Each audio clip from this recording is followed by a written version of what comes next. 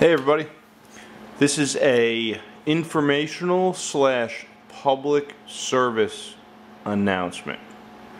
Barbecue lighters, also known as Aim and Flame by Scripto, or Aim and Flame 2, are not known to be very reliable. I think that's due to how people use them. People squeeze the trigger too fast.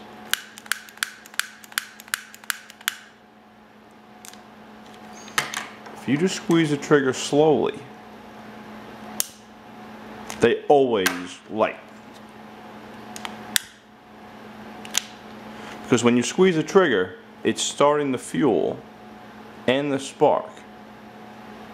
So if you squeeze the trigger too fast, the fuel won't make it out of the end of the nozzle in time, and the spark will just ignite.